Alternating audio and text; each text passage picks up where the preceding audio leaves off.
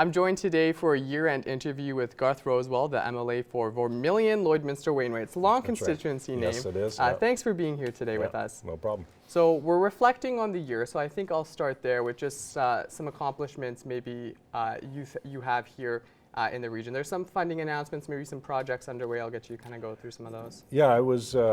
We expanded and renovated the Mead Building at Lakeland College in Vermilion, and I want to give a lot of credit to the leadership and the board and the staff at Lakeland, because they were, the first week I got elected, they toured me both buildings, and showed me the drawings and the numbers that they had crunched. So they were ready, and then that met up with a funding opportunity that melded. So I give a lot of credit to the Lakeland people for being ready and prepared for to take advantage of a funding opportunity.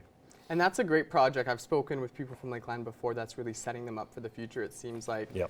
Something we were talking about a little before we started this interview was something that you've been working on since you've been elected in 2019, and that's when it comes to healthcare, transferring information, especially here in Lloydminster, between health authorities. Can you kind of talk about the status of that? Yeah, and the local mayor of Lloydminster here, again, is on top of things, and toured me around, showed me all the big projects. And one of them was the transfer of health information across the border. And so we worked at that. We got the Minister of Health at the time to write up legislation. We passed it in the fall of 2020. For me, it was a mark on the wall. It was going to be one of my achievements I could look back on and be happy with. But one of my big frustrations is it's the implementation of it and getting it going. And it's been so frustrating for people in the system and patients and everybody, and we're getting close, but it's when we get it, it'll be fine. But it's been a frustrating 2 years after the legislation was passed. So do you have a timetable for that, or is it just kind of you have to wait and see how things Well, I kind of was told that the end of this year or early next year we should be in place. So I'm pushing for the end of the year, but if not, then I'm looking forward to in the new year that it's going to be finally in place and implemented. All right, so we're reflecting on this year, and I think we would be foolish if we didn't talk about the big change within the United Conservative Party, obviously the governing party of Alberta. I don't think we need to reflect on the past of leadership, but we're looking forward. New premier, new leader for your party. How excited are you to have Danielle Smith as your leader? And maybe can you talk about what you're looking forward to heading into next year with her as premier? Yeah, she's she's an aggressive person. It's an aggressive relationship with Ottawa, and she met with each one of us for about a half an hour, and we all talked about our priorities, or what, at least that's what I did. And so based on that conversation, she set up 4 cabinet policy committees, and the one that I chair is called the Alberta First. So anything that impacts our relationship with Ottawa is going to go through my cabinet policy committee. And so the Sovereignty Act was the first one that went through there. And what I like about it, the change is sometime, like in the last 3 years, we'd get involved in debating about the policy a little later on in the process. This one is very early. So if a minister wants to talk about a legislation that they want to propose, they bring it to our committee. We comment on it. We give suggestions. We make votes on different parts of it. That goes to cabinet. Cabinet makes an actual policy out of it, and then they come back to caucus as a whole to have another run at it. So there's lots of input, and right from early on, right through the entire process.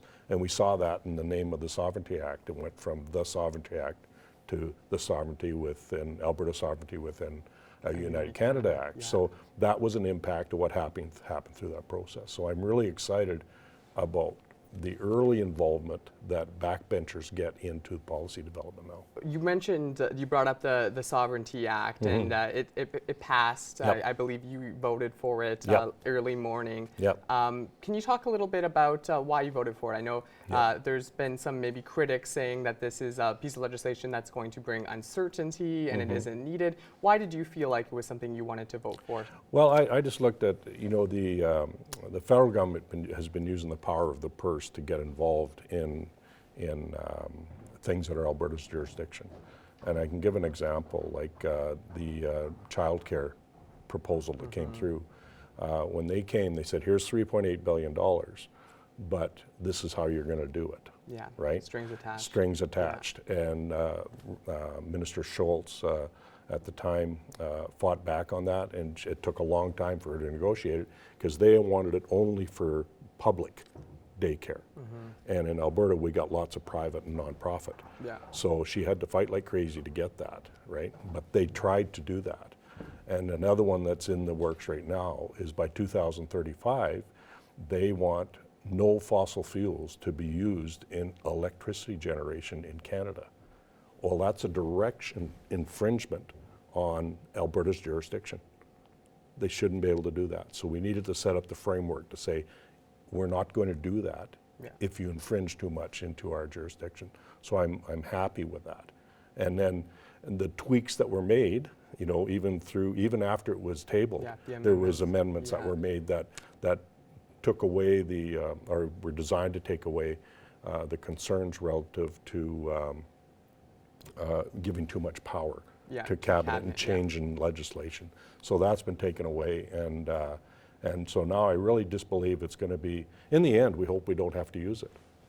But if they come into our jurisdiction with the power of the purse and they're going to dictate how we got to run our province, that is our jurisdiction, that's what we want to be able to push back on. Okay, so finally today, looking forward into next year, there'll be a provincial election just coming around the corner. You'll obviously be running. You'll be the UCP candidate here in the riding. What's going to be your message to constituents to win re-election? Well, for myself personally, like I have specific things that I run on, and the party as a whole, I represent that, and I represent my constituents as best I can. But the three areas that I want to work on is, I've kept one from the previous time, was pushing back on the war on fossil fuels. That's what I call it. Then I want to get into electricity and utilities and really dig into that and try to solve problems there. And then healthcare. I was on a health tour with the health minister. We went to 24 communities all across Alberta in July or June, July, September, and October.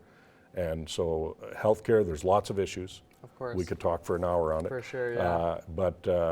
And I've got a good grasp on them now. I know what the plan is to try to work on them, and I really want to work on that and push that forward. All right, well, thank you so much for talking with us today, Garth. We wish you all the best into the new year. Okay, well, thank you very much for having me here. Thank you. Okay.